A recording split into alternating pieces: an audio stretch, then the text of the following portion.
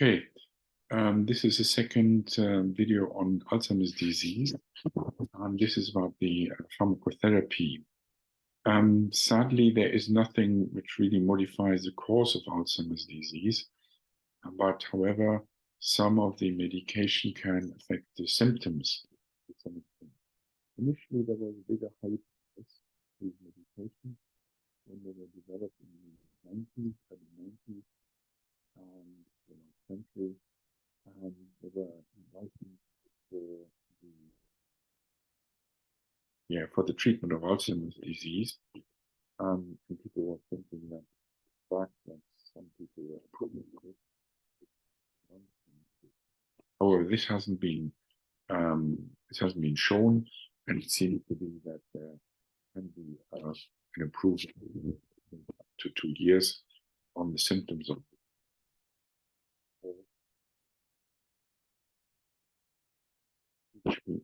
the amyloid deposition and tau deposition will continue.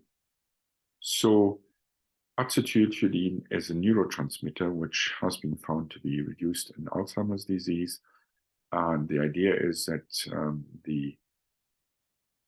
the protein which usually leads to the decay of acetylcholine, which is the acetylcholine esterase, could be reduced or stopped in its activity, and for that reason then the acetylcholine would stay longer in the synaptic cleft and would then be more active.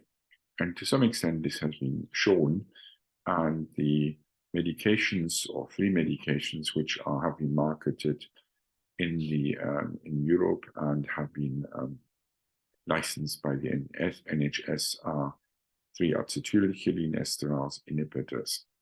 So the most commonly used is donepezil, which is a piperidine derivative, which was developed in the early 90s. As acetylcholine is a neurotransmitter for the parasympathicus or the parasympathetic neural system. It can cause gastrointestinal disturbances. It causes on the heart. It can cause some bradycardia. It's metabolized in the liver, has a long half-life of 70 hours, which makes it easier to give it once a day.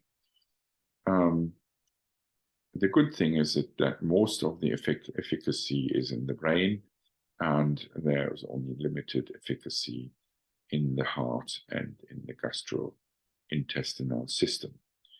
Right, so there's no big liver toxicity in donepezil. Rivastigmine was developed later, has a shorter half-life of maybe 12 hours, and on top of inhibiting the acetylcholine esterase, it also inhibits the butyrylcholine esterase in the central nervous system. The side effects are the same, more or less, and it's not really, because it has a short half-life and it's not metabolized in the liver, there is a small likelihood to cause any drug-drug interactions. Due to the shorter half-life, it should be given twice daily.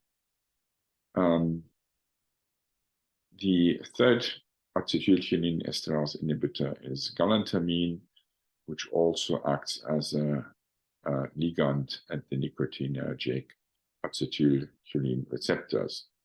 It's metabolized in the liver and has an even shorter half-life of 5 hours. So you have to take it twice a day. So these medications have the effect of reducing the symptoms of Alzheimer's disease. What they do is improve memory. They can help with behavioral symptoms, and for that reason, there's worth a trial.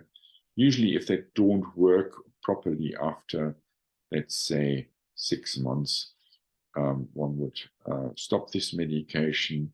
However, some people might then argue that it might not have it might, whatever, prevented further deterioration.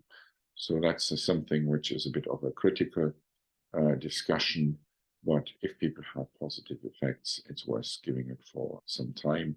However, sometimes the effects wane, and then one should stop the medication. If people really have significant side effects, most doctors would say that it's not worth taking it and having major side effects. I haven't mentioned bladder side effects, which would be urinary retention. Right. There's only one other medication which can be tried in Alzheimer's disease, which is memantine. It's a partial NMDA receptor antagonist, and as one hopes, it prevents glutamate-mediated neurotoxicity. So some people say it helps in agitation.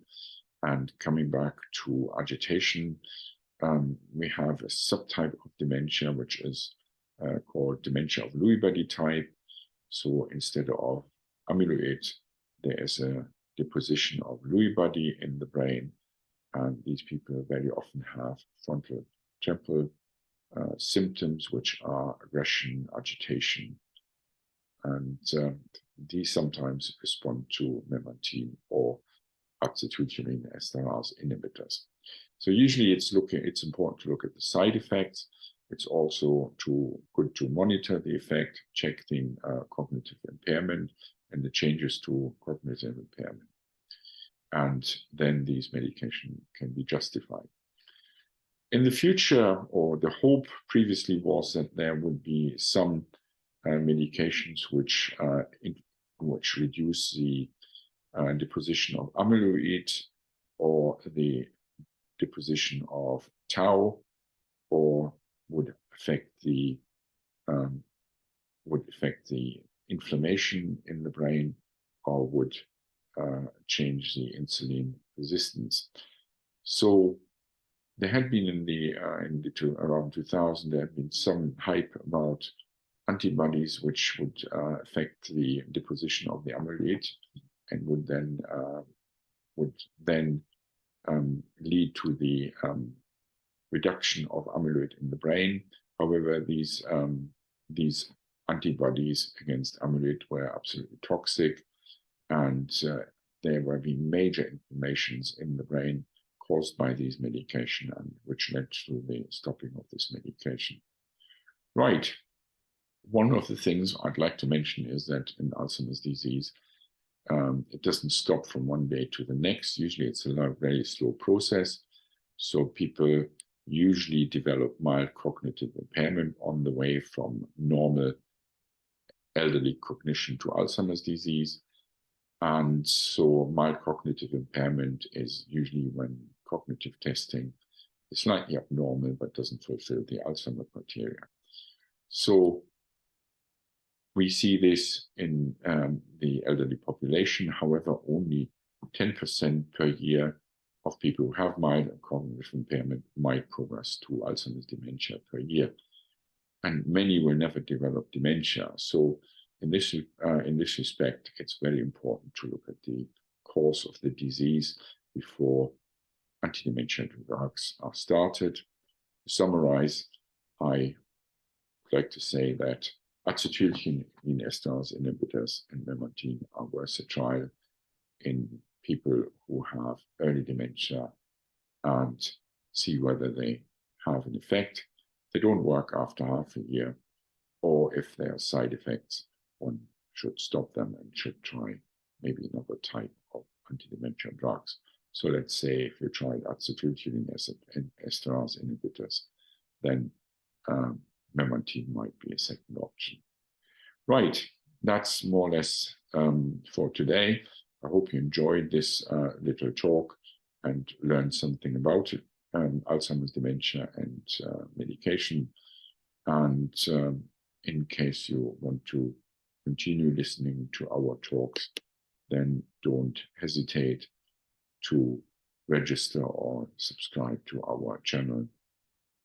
Global Psychiatry Archives.